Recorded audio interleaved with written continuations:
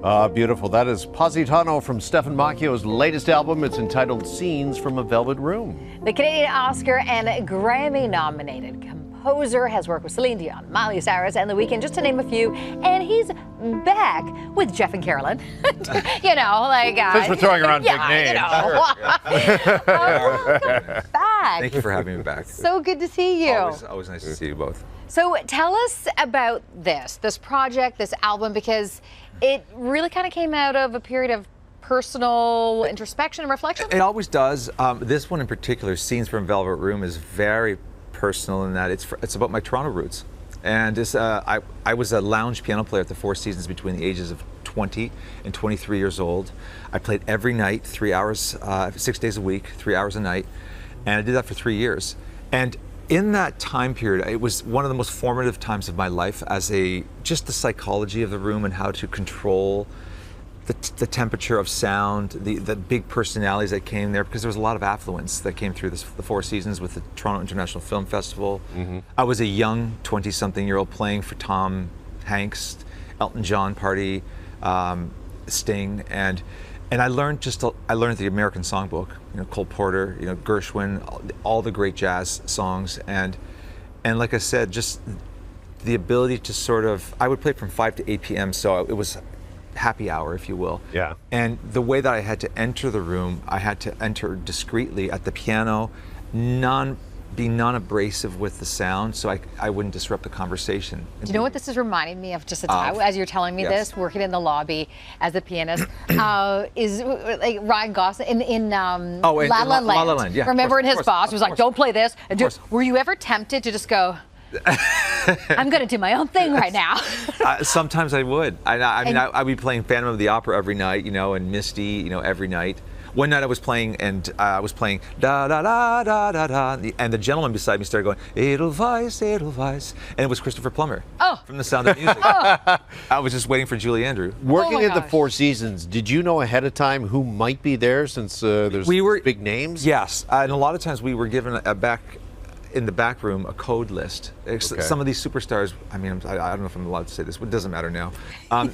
They would register in the hotel under different names, but you just didn't want to be surprised or caught off guard, because everybody walks through that hotel, especially during the Toronto Film Festival. Sure, yeah. I'm wondering, what was it like as a young piano player in your early 20s and you go out there to play and like Sting is there?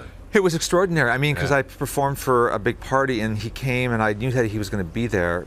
So I learned a lot of his songbook. And he sat down with me at the piano for a moment and just kind of like, just was really admiring just kind of like the voicings I was using, and had a chance to talk to him. And yeah. Just an amazing experience and opportunity. Experience. That was 30 plus years ago. Yeah, wow. So. Well, and since then, so those were the early years, and we were talking about the names, but then you go on to work with some of the most incredible artists. We're talking Celine Dion. 2 albums, I think, right? I did 2 albums with Celine, yeah. A New Day's Come was the first song I wrote for her. Broke my career as a songwriter internationally. And then Courage. I produced a lot of that album. How excited are you for her, knowing that she's hitting the stage again in Paris? I'm so excited for the French public.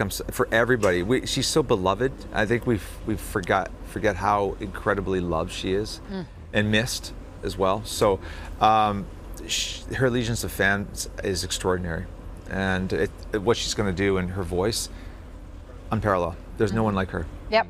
Yeah. Also wondering, I'd love to get your take, Stephan, being in the music business as long as you have now. It's going through, we're all going through so many changes when it comes to technology, but what's your take on AI in music? Yeah, the $1 million question, right? I think I'm confident myself. The more humane and human that you remain, frail and broken at times, it's the one thing that the machine can't beat. The machine's not a bleeding heart. It's programmed to be a bleeding heart. So I think those of us, the more truthful you remain now in this digital age, the more you're going to win. Mm-hmm. And because I think that's what people are going to gravitate to. It's sad because it's also affecting a lot of the economy for songwriters, and that's a whole other show, because it's generating music that sounds relatively good, but it's not great.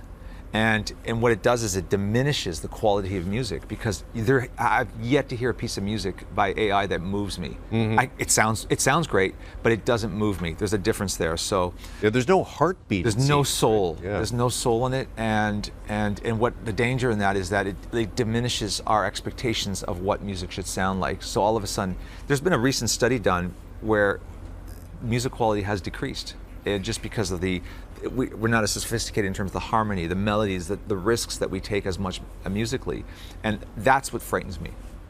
So, I mean, I'm a huge advocate for it. That's why I do these albums. I sit at a piano where it's just two hands, one heart, a human being, and just try your best to be as honest as possible and play. All right, next time you're back, we gotta have a piano here on standby. We need to. I mean, I remember during COVID years when we tapped into, we were in your home and you played for us, and it was just so good. No, we need to. Oh. It seems like an oversight on our part. I know. Like, and a bottle of wine. Yeah. Leveling up. There we go. Yes. All right, don't forget, you can catch Stephan in Montreal later this week on August 21st and in Toronto August 22nd. And his next single, Goodbye My Youth. Oh, that's sad. It is terrible. 53. My youth is gone. Drops, but it'll be beautiful. Right. Drops this Friday, so good to see you.